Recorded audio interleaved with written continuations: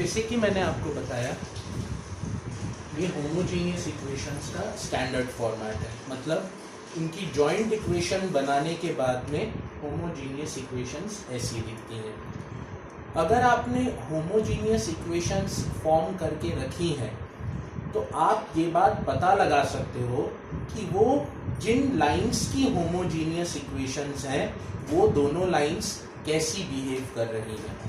मतलब वो दोनों लाइंस एक दूसरे से इंटरसेक्ट करती हैं, रियल लाइंस हैं और अलग अलग लाइंस हैं, कि वो दोनों लाइंस एक दूसरे के ऊपर ओवरलैप करती हुई लाइंस हैं।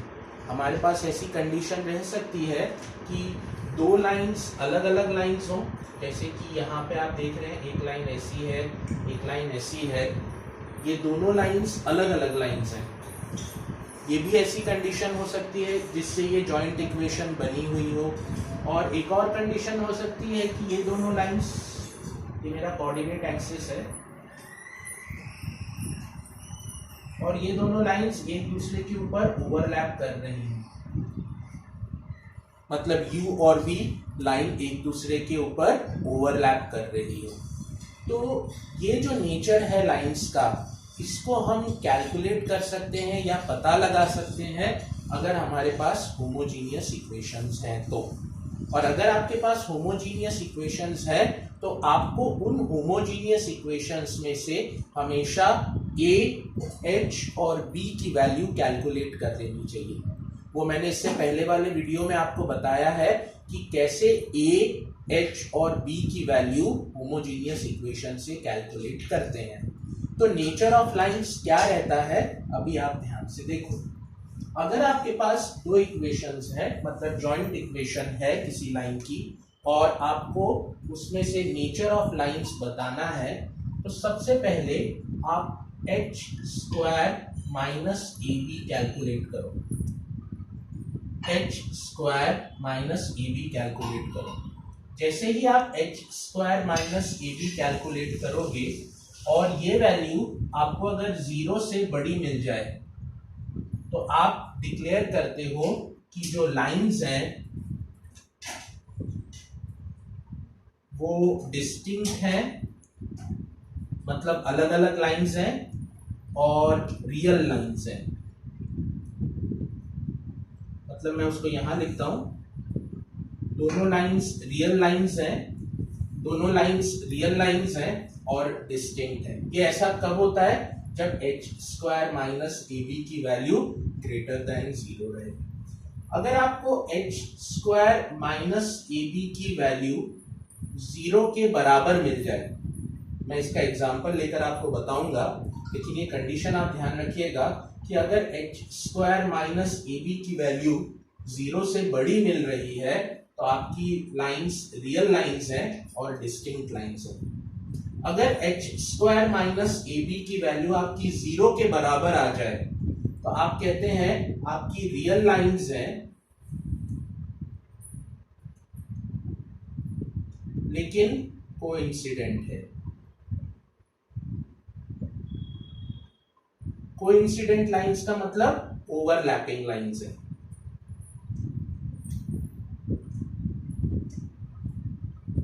और अगर इसी h स्क्वायर माइनस AB की वैल्यू आपकी 0 से छोटी आ जाए तो आप कहते हैं lines, real lines does not exist. Real lines does not exist. मैं इसका एग्जांपल अभी आपको सॉल्व करके बताऊंगा कि कैसे इस चीज को हम सॉल्व करते हैं। मैंने सबसे पहले आपको फिर से रिपीट कर रहा हूं आपके लिए कि ये होमोजीनियस जॉइंट इक्वेशंस है जिसमें से हम A, H और B की वैल्यू कैलकुलेट करेंगे। कैलकुलेट करने के बाद में हम ये फॉर्मूला यूज करेंगे h स्क्वायर माइनस AB। अगर h स्क्वायर माइनस AB का आंसर मेरा 0 से बड़ा निकल जाए तो मैं कहूंगा कि मेरी लाइंस रियल लाइंस हैं और डिस्टिंक्ट लाइंस हैं। अगर h स्क्वायर माइनस AB की वैल्यू 0 के बराबर आ जाए तो मैं कहूंगा मेरी रियल लाइंस कोइंसिडेंट लाइंस हैं, ओवरलैपिंग लाइंस हैं।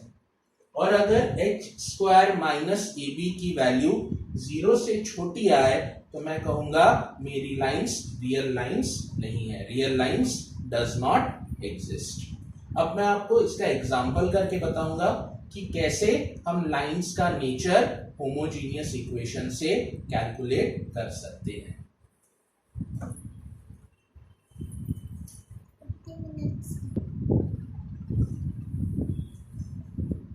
स्टूडेंट्स, मैंने आपके सामने ये एक एग्जांपल लिखा है नेचर ऑफ लाइंस का क्वेश्चन समझाने के लिए। सबसे पहले मैंने आपके सामने देखिए एक होमोजीनियस इक्वेशन लिखी है, मतलब एक जॉइंट इक्वेशन लिखी है दो स्ट्रेट लाइंस की। और आपको मालूम है कि अगर इस फॉर्म में होमोजीनियस इक्वेशंस रहीं तो वो ऐसी लाइंस रहती हैं जो ओरिजिन से पास होती हैं। अभी मैं वही वाली लाइंस आपके साथ डिस्कस कर रहा हूँ जो कि ओरिजिन से पास होती हैं। ओरिजिन से नहीं पास होने वाली लाइंस को हम चैप्टर के आगे वाले पार्ट में डिस्कस करेंगे। तो सबसे पहले मुझे अभी आपके साथ नेचर ऑफ लाइंस डिस्कस करना है होमोजीनियस इक्वेशंस के लिए। तो अब मुझे किसी ने ये एक इक्वेशन जॉइंट इक्वेशन लिख के दे दी है और उसने मुझसे क्वेश्चन ये पूछा है कि बताओ इस इक्वेशन में जो दो लाइंस छुपी हुई हैं उनका नेचर कैसा है। नेचर कैसा है मतलब आपको ये बात बतानी है कि क्या वो लाइंस रियल लाइंस हैं और क्या अलग अलग हैं, क्या रियल लाइंस हैं और क्या ओवरलैपिंग लाइंस हैं, कि क्या वो लाइंस एग्जिस्ट ही नहीं करती। तो अब इसको चेक करने का तरीका देखिए। सबसे पहले ये जो इक्वेशन दी गई है इसके नीचे स्टैंडर्ड होमोजीनियस इक्वेशन को लिख लीजिए। जैसे ये इक्वेशन दी गई है और मैं इसके नीचे स्टैंडर्ड होमोजीनियस इक्वेशन को लिख रहा हूं।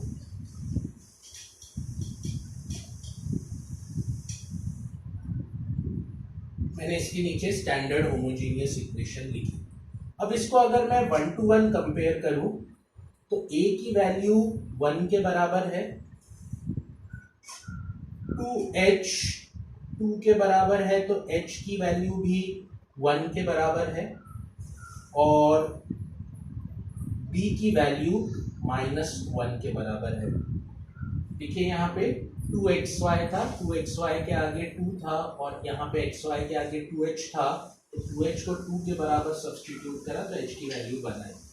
अब मैं इसका वैल्यू लेता हूँ और इसको कैलकुलेट करता हूँ तो मेरा आंसर आ जाता है h square minus a b, h square minus a B.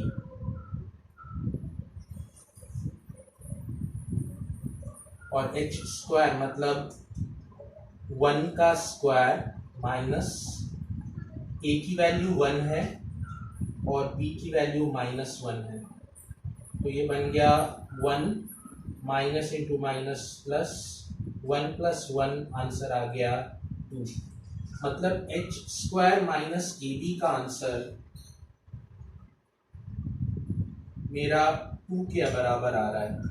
मतलब h square minus a b की वैल्यू ग्रेटर देन 0 है और अगर वो ग्रेटर देन 0 है इसका मतलब मेरी ये जो इक्वेशन है, ये जो भी दो लाइंस की इक्वेशन होगी जॉइंट इक्वेशन, वो दोनों लाइंस रियल लाइंस हैं प्लस डिस्टिंक्ट है। तो ये इसके क्वेश्चन को सॉल्व करने का तरीका रहता है। सादा सा फॉर्मूला है h square minus a b जो आपकी मदद करता है लाइंस की इक्वेशन को फॉर्मेट करने के लिए कि लाइंस की इक्वेशन किस नेचर की है ये पता लगाने के लिए ये हमें फॉर्मूला मदद करता है।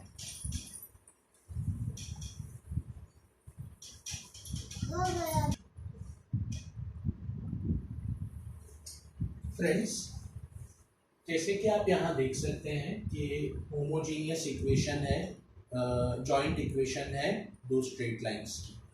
और अगर आप इस इक्वेशंस को ध्यान से ऑब्जर्व करें तो ये हमें क्वाड्रेटिक इक्वेशन दिखाई दे रही है जो कि हमने क्लास 10th में भी पढ़ी है।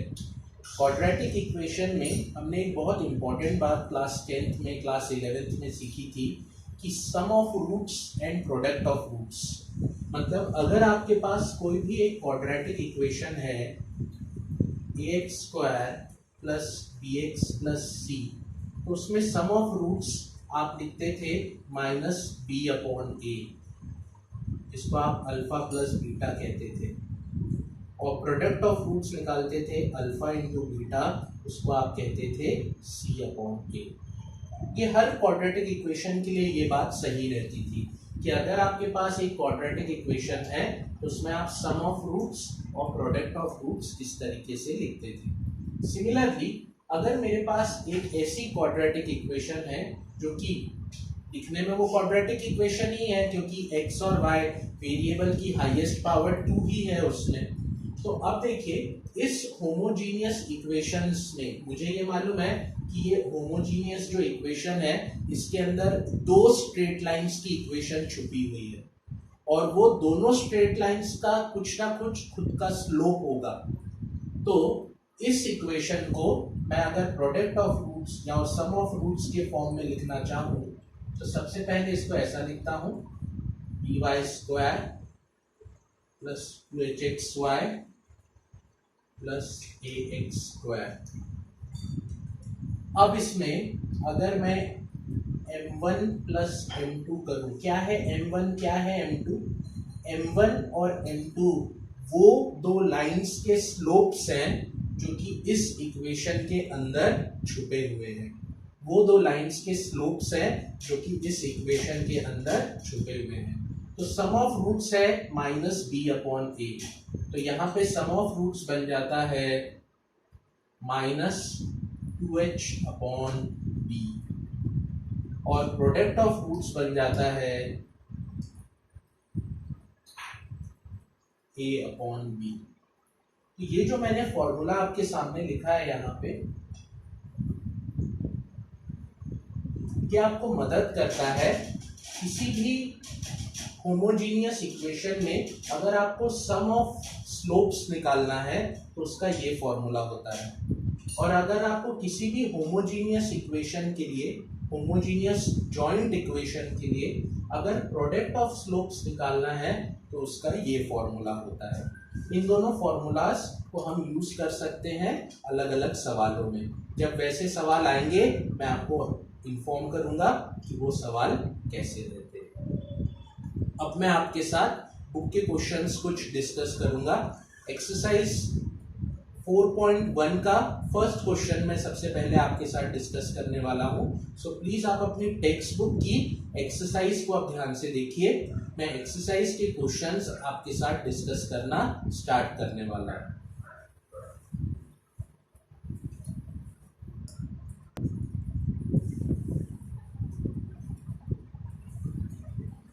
स्टूडेंट्स अभी देखिए एक्सरसाइज 4.1 का फर्स्ट क्वेश्चन मैं आपके साथ डिस्कस कर रहा हूं, जिसमें मुझे कहा गया है find the joint equation for the following pair of lines. मतलब मुझे कुछ लाइंस दी गई हैं, उनके बारे में इंफॉर्मेशन दी गई है और मुझे उनकी जॉइंट इक्वेशन फाइंड आउट करने के लिए बोला गया है। मैंने आपको बताया था कि अगर आपके पास दो इक्वेशंस रहती हैं तो उनकी जॉइंट इक्वेशन फाइंड आउट करना बहुत आसान काम है। उन दोनों इक्वेशंस का प्रोडक्ट लेके जीरो के बराबर रखना पड़ता है। तो इसका जो फर्स्ट क्वेश्चन का फर्स्ट पार्ट है उसका एग्जांपल तो मैं शुरू में ही फर्स्ट वीडियो में आपसे लिया था। सेकेंड वाले क्वेश्चन, फर्स्ट क्वेश्चन का सेकेंड पार्ट मैं आपको करके बता रहा हूँ, ध्यान से देखिए। उसमें एक इक्वेशन है x plus 2y minus 1, x plus 2y minus 1, एक पहली लाइन की इक्वेशन है और दूसरी लाइन की इक्वेशन है 2x माइनस 3y प्लस 2। ये दो लाइंस की इक्वेशन आपको दी गई है और फर्स्ट क्वेश्चन कह रहा है इससे जॉइंट इक्वेशन बनाओ। तो अब मैं, बहुत आसान है बनाना, इसको u कह दूंगा, इसको v बोलेंगे और then I will be taking the product of both the equations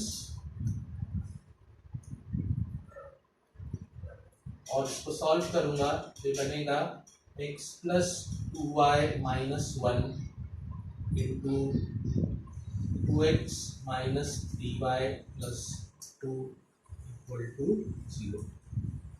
अब इन तीनों इक्वेशंस को आपस में मल्टीप्लाई कर लूंगा और फाइनल आंसर रिवील करूंगा।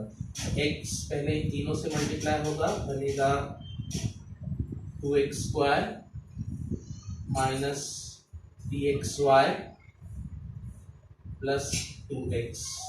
2y तीनों से मल्टीप्लाई होगा तो बनेगा प्लस 4xy माइनस 6xy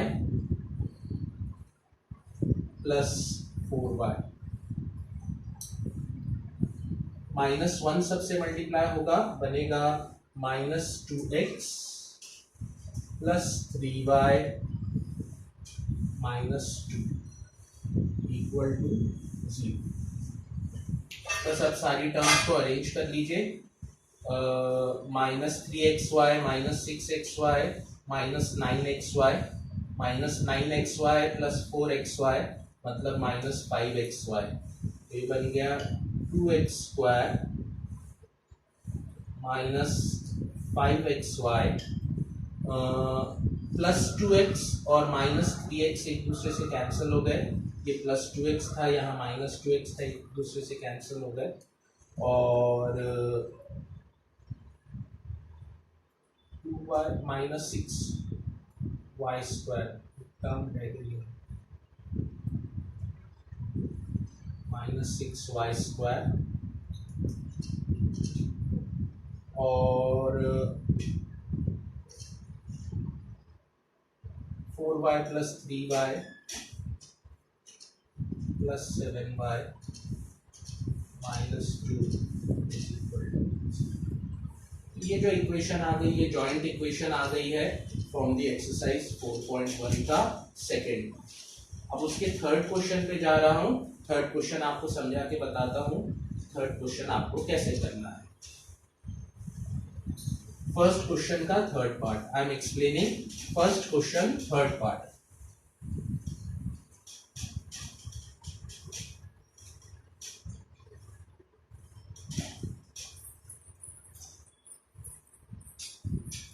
उसमें आपसे बोला गया है कि एक जॉइंट इक्वेशन बनाओ। वो ऐसी मतलब दो लाइंस की इक्वेशन पहले आपको मालूम होनी चाहिए, तभी आप जॉइंट इक्वेशन बना पाओगे उन दोनों लाइंस को प्रोडक्ट करके। तो उनके बारे में उसने क्या इंफॉर्मेशन आपको पास ऑन करी है कि वो जो दोनों लाइंस हैं वो कोऑर्डिनेट एक्सिस के पैरेलल हैं। ये कोऑर्डिनेट एक्सिस रहता है मेरा। वो जो दोनों लाइंस हैं वो कोऑर्डिनेट एक्सिस के पैरेलल हैं, मतलब वो एक्स एक्सिस और वाई एक्सिस के पैरेलल हैं और 2,3 से पास हो रहे हैं।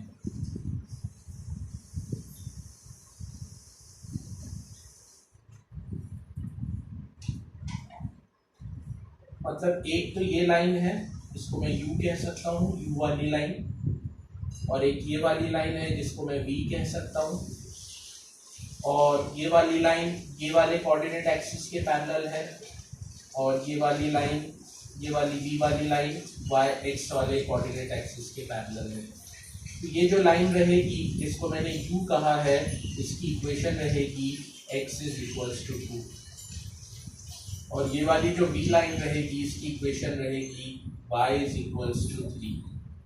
आपकी सबसे पहली इक्वेशन बन जाएगी x इज इक्वल टू 2, यानी x minus 2 is equal to 0। ये आपकी बन गई equation. Similarly y is equal to 3, तो y minus 3 is equal to 0, तो ये आपकी इक्वेशन b। अब आप इन दोनों का प्रोडक्ट कर लीजिए, x minus 2 y minus 3 is equal to 0, तो जो आंसर आएगा that will be your final answer.